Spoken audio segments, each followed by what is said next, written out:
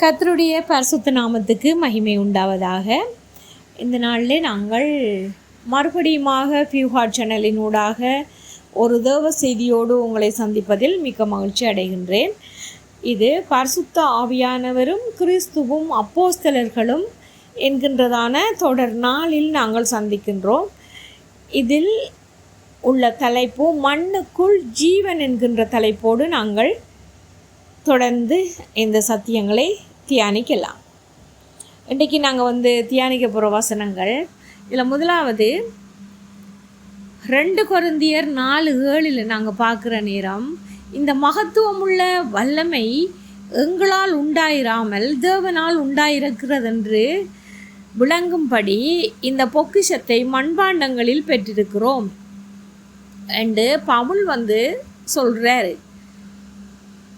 இந்த தேவனுடைய அந்த ஜீவன் எங்களுக்குள்ள எல்லாருக்குள்ளேயும் இருக்குது.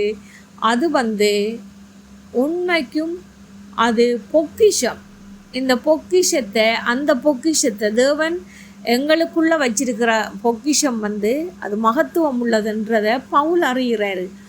பவுலுக்கு அந்த தேவனுடைய வெளிப்பாடு விளங்குற நேரத்தில் தான் அதை இதை எங்களுக்கு அதை நிரூபமாக எழுதி வச்சுட்டு போயிருக்கிறாரு. இப்போ நாம் பார்த்தோம்னு சொல்லிச்சுன்னா ஆதியாகமம் 3:19 அந்த பொக்கிஷம் எங்களுக்குள்ள எல்லாருக்குள்ளேயும் இருக்குது, ஒவ்வொரு மனுஷனுக்குள்ளேயும் இருக்குது. ஏனென்று சொன்னால் நாங்கள் ஆதாமினுடைய வித்து, அதால் ஆதாமுக்குள்ளே இருந்தது எங்களுக்கு வந்திருக்குது. இப்போ ஆதியாகமம் 3:19 நாங்கள் பார்க்குற நேரம், நீ பூமியிலிருந்து எடுக்கப்பட்டபடியால் நீ பூமிக்கு திரும்பும் மட்டும் உன் முகத்தின் வேர்வையால் ஆகாரம் புசிப்பாய், நீ மண்ணாய் இருக்கிறாய், மண்ணுக்கு திரும்புவாய் என்று சொல்லி தேவன் ஆதாமுக்கு ஒரு பொறுப்பை கொடுக்குறாரு. பொறுப்புன்னு தான் சொல்ல வேணும். ஏன்னு சொன்னால் அந்த பழைய அந்த கடந்த செய்திகளில் நாங்கள் விளக்கமாக பார்த்துருக்குறோம். அதை இப்போ நாங்கள் அதை பார்க்குறோன்னு சொன்னால் அந்த செய்தியில் போய் பார்க்கலாம். நாங்கள் இன்றைக்கி இந்த தலைப்புடன் நிற்போம். ஏன் ஆதாம் மண்ணுக்கு திரும்ப வேண்டும் என்று சொன்னால், அந்த சர்ப்பத்தின் ஆவி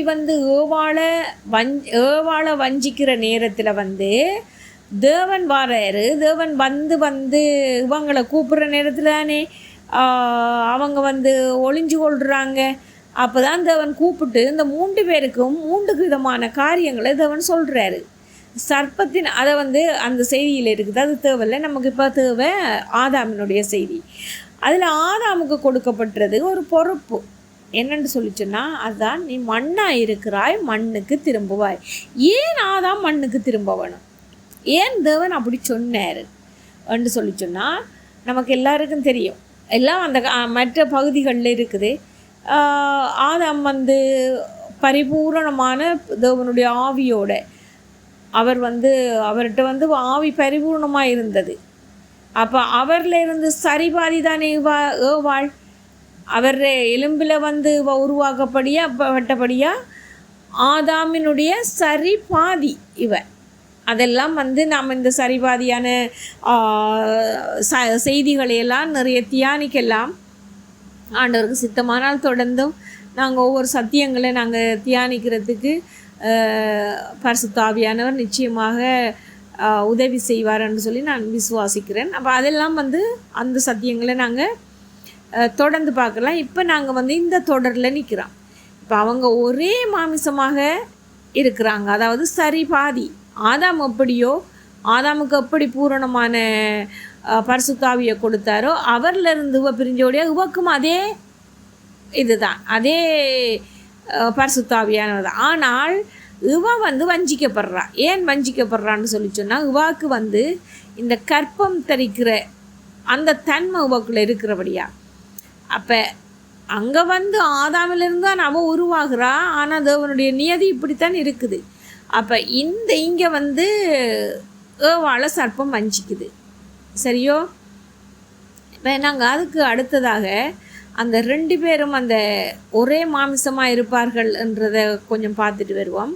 மாற்கு 10:8 இயேசு சொல்கிறார் என்னென்னு சொன்னால், அவர்கள் இருவரும் ஒரே மாம்சமாய் இருப்பார்கள், இவ்விதமாய் அவர்கள் இருவராயிராமல் ஒரே மாம்சமாய் இருக்கிறார்கள் அங்கே பார்த்தோம்னு சொல்லி சொன்னால் தேவன் நினைத்ததை மனுஷர் பிடிக்காது இருக்கட்டும்னு சொல்லி இருக்குது அங்கே சத்தியத்தில். அது இருக்கட்டும். நாம் இப்போ எப்படின்னு சொல்லி சொன்னால் ஆதியாகமம் 2:23 அப்பொழுது ஆதாம் இவளின் எலும்பில் எலும்பும் மாம்சத்தில் மாம்சமுமாய் என் மாம்சத்தில் மாம்சமுமாய் இருக்கிறாள், இவள் மனுஷனில் எடுக்கப்பட்டபடியினால் மனுஷி எனப்படுவாள் என்றான்.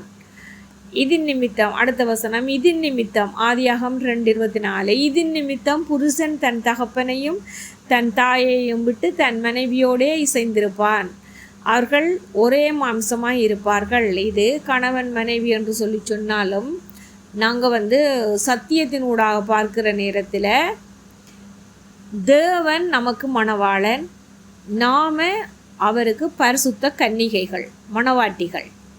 கன்னிகைகள் என்று சொல்லி சொன்னால் என்ன அர்த்தம்? கற்புள்ள கன்னிகை. அந்த அந்த அந்த உறவையே தேவன் கொண்டு வர்றார். அப்படின்னு சொல்லி சொன்னால் தேவன் பரிசுத்தராக இருக்கிறது போல் நாங்கள் பரிசுத்தம் உள்ளவர்களாக இருக்கணும். எங்களை களங்கப்படுத்துகிறேன்னு சொல்லி சொன்னால் அந்த பிசாசினுடைய ஆவியும் அவனுடைய தந்திரமுள்ள குணாதிசயங்களாலும் நாங்கள் களங்கப்படுவோம். அந்த நேரம் நாங்கள் அவருக்கு மணவாட்டியாக இருக்க முடியாது. ஏன்னு சொல்லி சொன்னால் தேவன் தூய தெய்வம். அவர் அவர் அவர் அப்பழுக்கற்ற பரிசுத்தமான மகா பரிசுத்தர். அவருக்கு நாங்கள் மணவாட்டிகளாக இருக்க வேணும் என்று சொல்லி சொன்னால் நாங்களும் தூயவர்களாக இருக்கணும். தூயவர்கள் என்று சொல்லி சொல்கிறதின் அர்த்தம் என்னென்று சொல்லி சொன்னால் களங்கப்படாத ஆவி. எங்களுடைய ஆவி தேவன், அதாவது தேவனுடைய அவயவங்கள், தேவனுடைய பிள்ளைகள் தானே நாங்கள். அது அப்போ அங்கே வருது. அடுத்த அது புதிய உடன்படிக்கைகளை நாங்கள் பார்க்கலாம். இப்போ நாங்கள் இந்த இதில் நிற்கிறேன். இப்போ நாங்கள் அந்த அங்கே மணவாட்டியாக அவருடைய சரிபாதியாக வந்த ஏவாள் வஞ்சிக்கப்படுற நேரத்தில்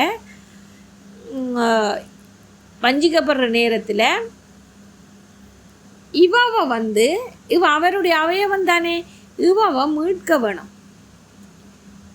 மீட்கிறதுக்குத்தான் தேவன் என்ன செய்கிறாருன்னு சொல்லிச்சுன்னா, நீ மண்ணாக இருக்கிறாய், மண்ணுக்கு திரும்புவாய் என்றார்.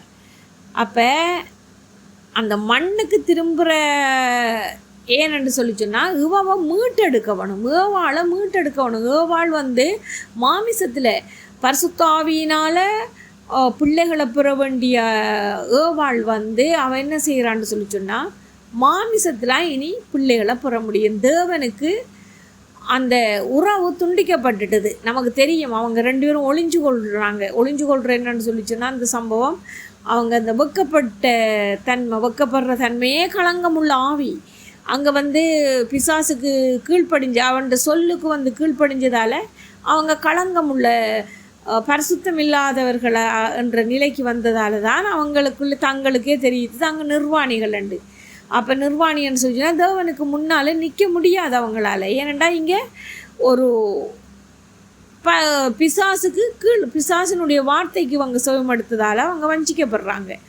வஞ்சிக்கப்பட்டதால் தான் இவ ஏன் வஞ்சிக்கப்பட்டவன்னு சொல்லி சொன்னால் அவளுக்கு அந்த இனி அந்த பிள்ளைகளை பெறுற அந்த கற்பந்தரிக்கிறது எதை கற்பந்தரிச்சிட்டான்னு சொல்லி சொன்னால் இதைத்தான். எது? பிசாசனுடைய சொல்ல கற்பந்தரிச்சபடியாக இனி எல்லாமே பாவத்தில் பிள்ளைகள் பிறக்கும். அப்போ இந்த பிள்ளைகளை ஆதாம் மீட்டுட்டு வர வேணும். மீட்டுட்டு வந்தால்தான்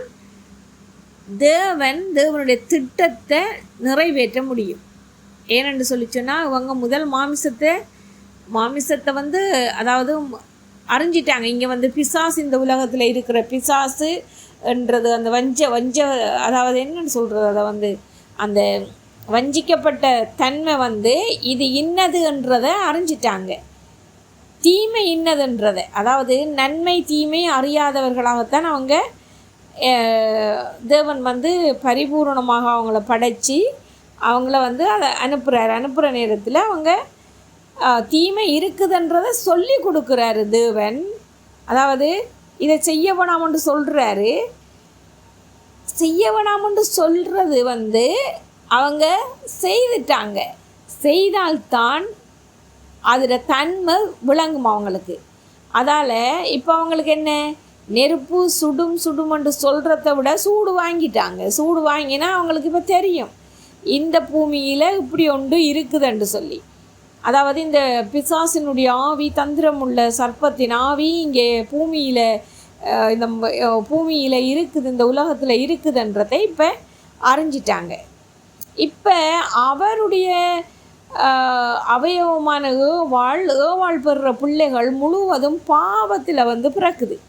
பாவத்தில் பிறந்தால் இப்படியே அவங்கள விட முடியாது.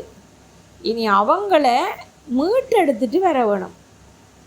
மீட்டெடுத்துட்டு வர பணியை பொறுப்பைத்தான் தேவன் ஆதாமிட்ட கொடுக்குறாரு. இப்போ ஆதாமிட்ட அந்த பணியை கொடுக்குறத ஆதாம் ஏற்றுக்கொள்கிறாரு. ஏற்றுக்கொண்டு அவர் திரும்பி இந்த பூமிக்கு வர வேணும். பூமிக்குன்னு சொல்லி சொன்னால் என்னது, மண். நாங்கள்லாம் மண் தானே, மண்ணாக இருக்கிறோம். அதை பூமி என்று சொல்லி சொல்கிறது, மண்ணாக இருக்கிறாய், மண்ணுக்கு திரும்புவாய் ஏண்டா. இதே பிள்ளைகளுக்குள்ள அவர் இதே பிள்ளைகளை மீட்டெடுக்க வேணும். என்னத்தில், மாமிசத்தில் பாவத்துக்கு அடிமையாகி இருக்கிற ஒவ்வொரு பிள்ளைகளையும் மீட்க வேணும்னு சொல்லி சொன்னால் அவர் தான் பெற வேணும், ஆதாம் தான் பெற வேணும். ஏன்னு சொல்லி சொன்னால் ஆதாமிட்ட தான் அந்த பொறுப்பை கொடுத்தாரு. அப்போ ஆதாமிட்ட கொடுத்த பொறுப்பை இன்னொரு ஆள் செய்ய கூடாது தானே, அது நீதி இல்லை தானே. அப்போ தேவன் என்ன செய்தாருன்னு சொல்லிச்சுன்னா, ஆதாமிட்ட கொடுத்த பொறுப்பை ஆதாமே செய்ய வேணுமென்று சொல்லி அங்கே 3 பேருக்கு 3 விதமான கதை சொன்னாரே தேவன். பிசாசுக்கு ஒரு கதை, ஏவாளுக்கு ஒரு கதை, ஆதாமுக்கு ஒரு கதை. இப்போ நாம் நிற்கிறது ஆதாமோட கதையில் நிற்கிறோம். ஆதாம் இந்த மண்ணுக்கு திரும்பி ஏவாளையும் ஏவாளுடைய பிள்ளைகளையும் ஆதாம் மீட்டு கொண்டு பாவத்திலிருந்து முழுவதுமாக மீட்டு கொண்டு வர வேணும். மீட்டு கொண்டு வந்தால்தான் தேவன் தம்முடைய உறவை இந்த பிள்ளைகளோட அவர் அந்த தேவனுக்கும் இந்த பிள்ளைகளுக்கும் உள்ள இணைப்பை ஏற்படுத்த வேணுமென்று சொல்லி சொன்னால், இந்த பாவத்திலிருந்து இந்த பிள்ளைகளையும் அந்த கன்னி அவையும் ஏவாளையும் ஏவாளுடைய பிள்ளைகளையும், அதாவது தேவன் மணவாளன், நாங்கள்லாம் மணவாட்டிகள். அந்த தன்மையைத்தான் தேவன் இந்த இதில் கொண்டு வராரு இவங்களை படைக்க. அப்போ அவருடைய சரிபாதி தானே ஏவாள். அப்போ அவர பிள்ளைகள் தானே நாங்கள். அப்போ அந்த தன்மையை அதாவது ஆவிக்குரிய தன்மையை இவங்க இழந்தபடி ஆவிக்குரிய தன்மையில் இவங்களை மீட்டெடுக்கணும். பாவத்தில் இருந்து இவங்களை மீட்டெடுக்கணும். பாவத்திலிருந்து மீட்டெடுக்க வேணும்னு சொல்லி சொன்னால் ஆர் செய்ய வேணும்?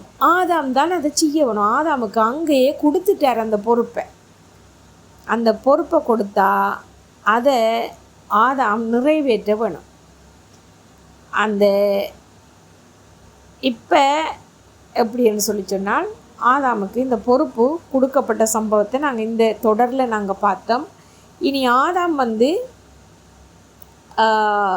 இந்த பூமிக்கு, அதாவது பிள்ளைகளை மீட்டெடுக்கிற பணியை செய்கிறதுக்கு அவர் வாரதை நாங்கள் அடுத்த தியான பகுதியில் நாங்கள் தொடர்ந்தும் இதை தியானிக்கலாம். பகுதி 5 நாங்கள் அடுத்த தொடரோடு நாங்கள் சந்திப்போம். அதுவரையும் இந்த செய்தியை இப்பொழுது முடித்துக்கொள்கிறேன்.